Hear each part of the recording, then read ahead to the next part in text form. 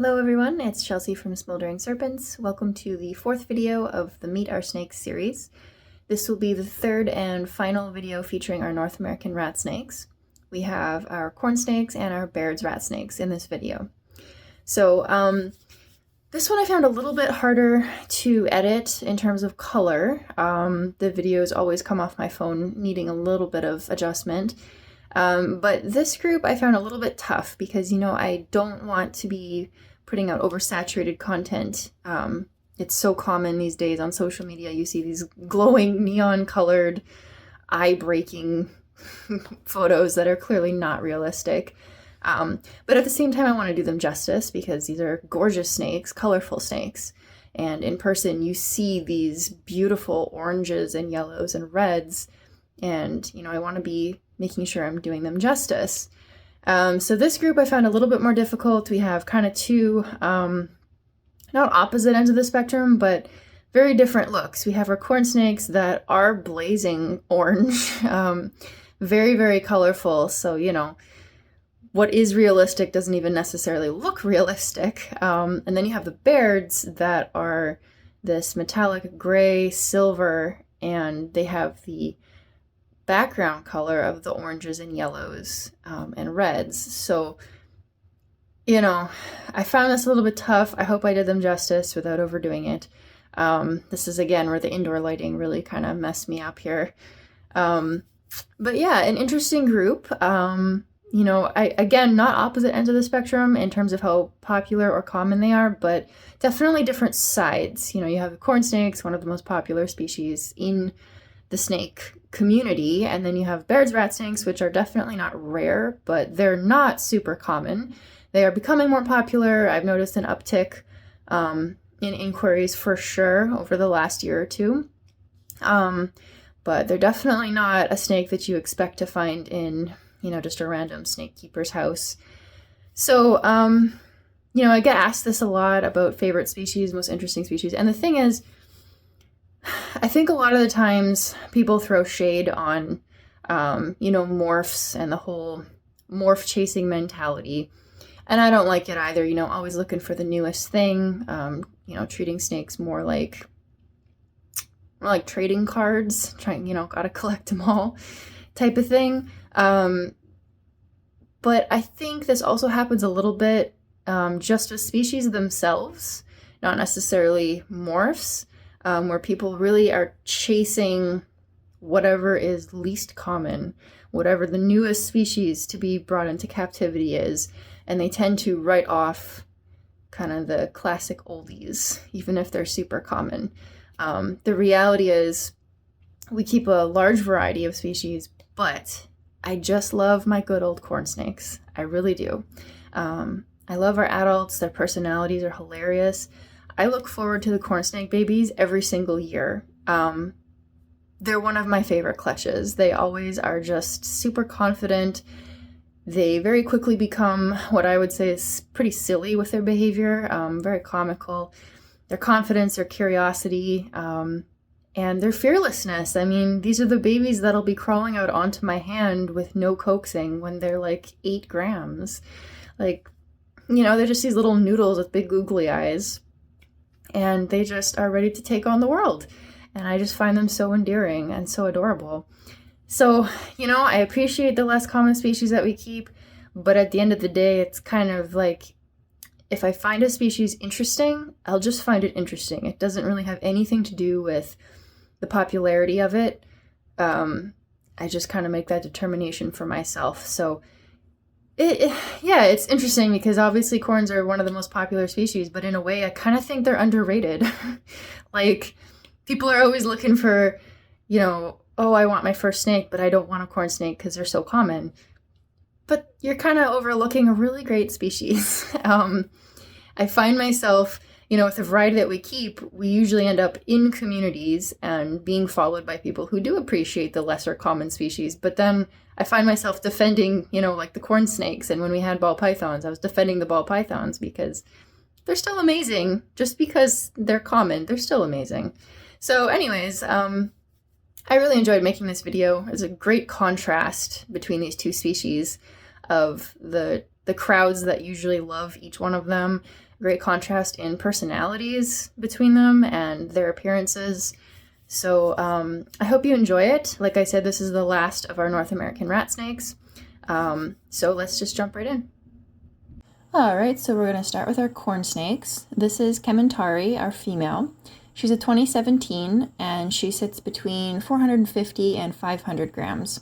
So she's about 4.5 feet long, not a very big corn snake, pretty average sized. We do refer to her as Okeetee, however, Okeetee has come to mean basically two different things, and some people are going to get very opinionated about this, but as I've said about something like the black rats that technically are not black rats anymore, and something like the calicos really never were black rats, but the Okeetee term is a locality. Okeetee is referring to a locality in South Carolina, fairly small range actually, and they don't all look like this. They can vary a bit with how they look. However, over time, the term Okeetee has also come to mean just corn snakes that look like this, a certain phenotype. So, some people are very upset when the term Okeetee is used for non-locality animals, and I do get that. However, again, I use the language that most people are going to understand. So when someone asks if my corn snakes are Okeetees, most of the time, unless they're specifying that they want the actual locality with lineage that can be traced back to animals that came from that range, they're just looking for a beautiful corn snake, wild-type corn snake, that is going to have the thick black borders, the deep orange, and the red saddles, which ours have. So they are non-locality Okeetees. You can see she's a beautiful girl. She's always been fairly mild-mannered. She's a bit dramatic getting her out of the enclosure, but once she's out, she's a typical sweetheart corn snake, not overly squirmy, obviously not defensive at all. She's crazy about food, but once she's in hand, her appetite just switches completely off. She's a rock star with laying eggs, absolute rock star. She gave us 12 babies. She did lay more eggs than that, but as is pretty typical with corn snakes, they lay a lot of eggs, and it's pretty common for not all of them to be fertile. So I can't remember the exact number of eggs, but she's laid about 20 eggs every year that we've bred her. Last year we had 17 corn snakes, and this year we had 12. So she always blesses us with her babies. And, like I said in the intro, I do find that corn snakes are weirdly both overrated and underrated. They're really good snakes. They're interesting snakes. They may be common, but they're still interesting snakes. Their babies are just the cutest and the most outgoing little ones that we hatch. And here's our male. This is Aldamir. He's a 2020, and he sits about 300 grams. So he is definitely on the small end for a corn snake. I've had people message me or just seen posts of people freaking out that their corn snake is stunted or, malnourished or whatever because they're on the small side. And I always point to Aldamir and I tell them, Aldamir was fed even what I would consider the upper edge of how much food I'd like to give a snake as he was growing. He never misses a meal, ever. Doesn't matter if he's deep in shed, it does not matter. We also don't cool our corn snakes, so he eats year-round as much as I will give him. And he definitely, as he was growing and when he was in a subadult phase, he definitely did get a little chunky a couple times. Corn snakes don't really have a super fast metabolism. My point being is that he was fed all the food that he needed to grow, and he still ended up as a 300-gram snake. So, it happens. Personally, I enjoy that our corns are on the smaller side. It makes their babies a more accessible pet for people who are maybe a little bit more cramped on space, because these are not going to be 5 to 6 foot corn snakes. They're just not. They're very manageable size. Aldamir has always been such a goof. I call him my little clown on a regular basis. He's got an appetite that knows no bounds. He has had my finger all the way up to my second knuckle down his throat when he was fairly small. So Luckily, he has become a little less crazy about food, where he's now completely handleable once you have him out of the enclosure. So he would be a tessera, tessera, however you want to say the word. And he's just a beautiful boy. I really, really love him. Now, for something completely different, we have our Bairds. So this is Fea. She's our oldest female. She's a 2015, so she's 10 years old now. And she sits about 550 grams. She's about as classic of a wild type Baird's as I can think of.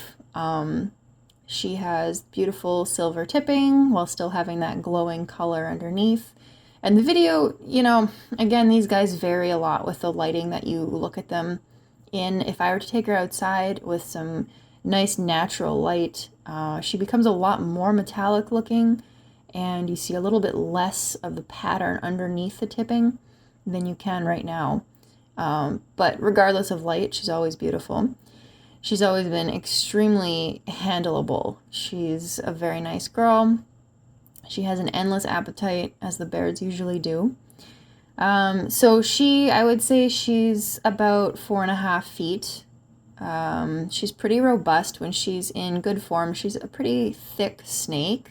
Bairds usually are, I find. They tend to have a pretty slow metabolism compared to other rat snakes. They get overweight pretty easily. Fea is a snake who puts a lot into her clutches, so we are careful about when we breed her to make sure that she is fully recovered, even if that means an extra year off, so that she can bring her body weight back up. Because she often, like I said, she's about a 550 gram snake. She will often be below 300 when she lays her clutch. So she puts everything into her babies. And so we're mindful of that when we breed her.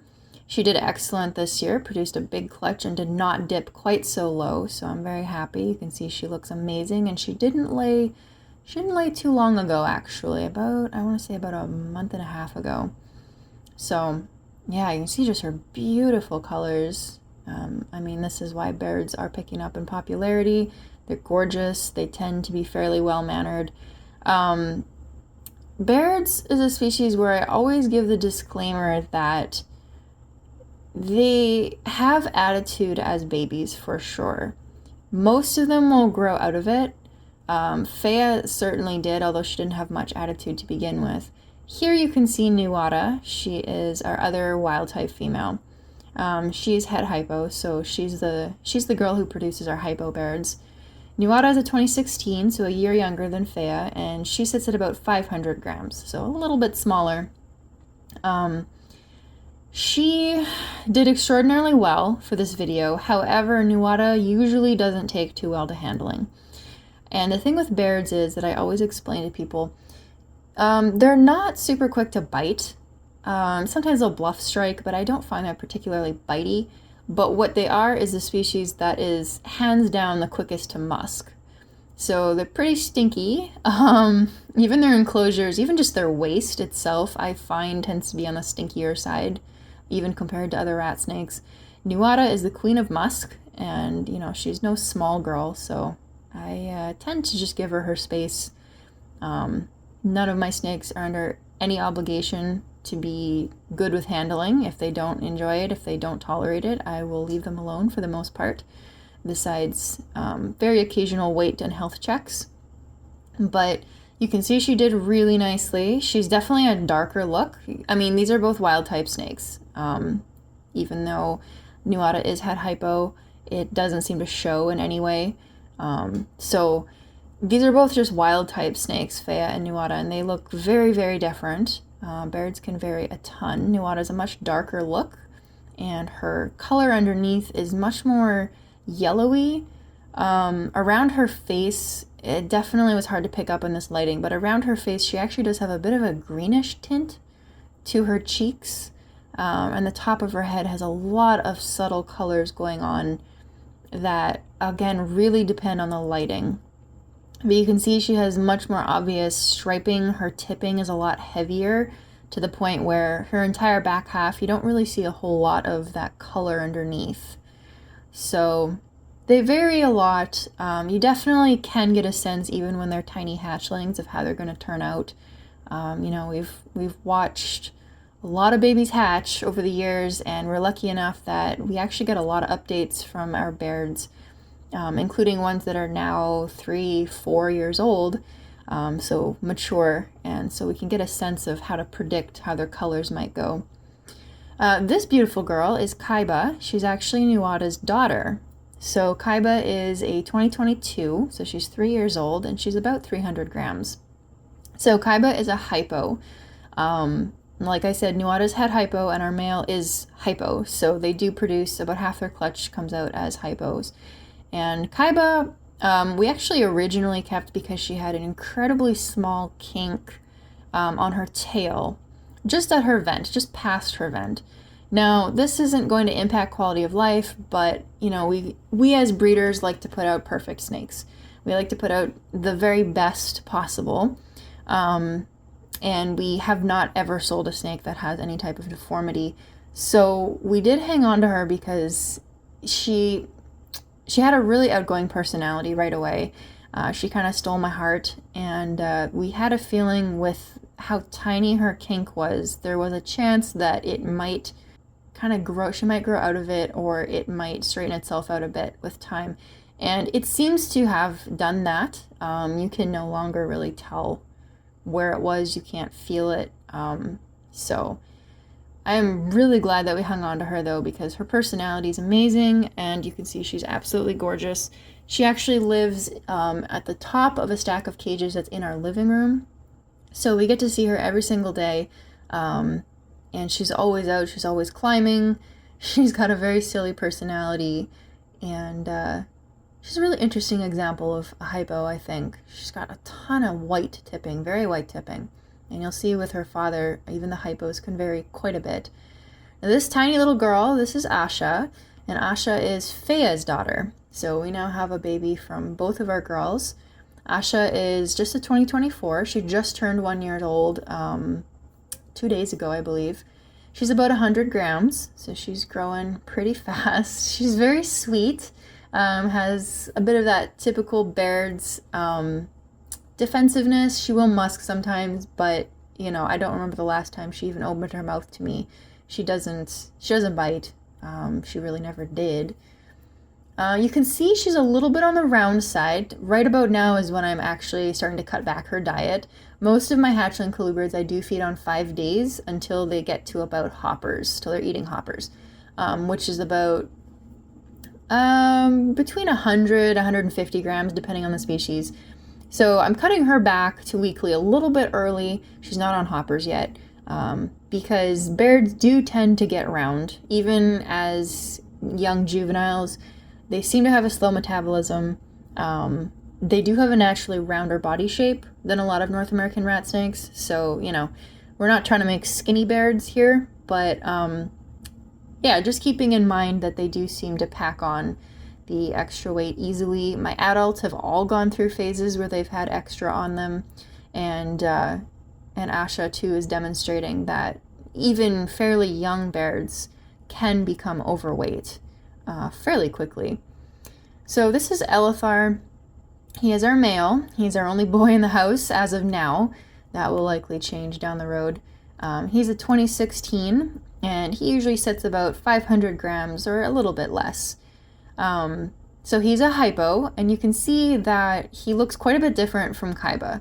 So there's a ton of variation in the wild type, and there's also a ton of variation in the hypos. There are also people who believe that there are different morphs at play here, but for this specific example, Kaiba is Elathar's daughter, and they really look nothing alike, honestly. Elathar has much more delicate tipping, whereas Kaiba's whole back half is basically just a silver white, much like her mother, actually, Nuada, where you can't really see the color between very well. You can see Elathar, his almost tropical looking peachy orange. You can see that all through his body, all the way down through the tipping, right to the tip of his tail. So very different look. Elathar has always been one of our most passive snakes. You can really do anything you want to this boy. He was a little bit squirrely in this video, but he is just the nicest boy. The one thing he's really enthusiastic about is his girls. He's a gentleman, but he's an enthusiastic gentleman at breeding season, which was funny to see for the first time because we were really unsure with how kind of laid back, almost too laid back. He actually sometimes when he eats, he'll just open his mouth and I'll just put the mouse in his mouth. He's not a lazy boy. He's out all the time, but he's just very, very passive. But yeah, he's a great boy. You can see the beautiful pink color on his head. And in certain light, the LED lighting that's in all of our enclosures will often give a purplish tint to his head, which is really beautiful to see. He's a really nice boy. He's another one that I would consider an excellent candidate to be an ambassador animal if we did interact with the public more.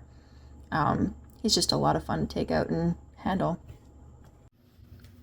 Okay, so that is it for our 4th video, and that wraps up our North American rat snakes. So as you can see, we keep a lot of them. They're all great snakes, really nice variety that we have, both in species and the individuals that we keep. So next up, I think I will be posting our Lamprepeltis group, so the king snakes and the milk snakes. We don't breed a whole lot of them anymore, but we do keep quite a few individuals. It should be a little bit of a longer video. So I am excited to show you them, and until then, I hope you have a great day.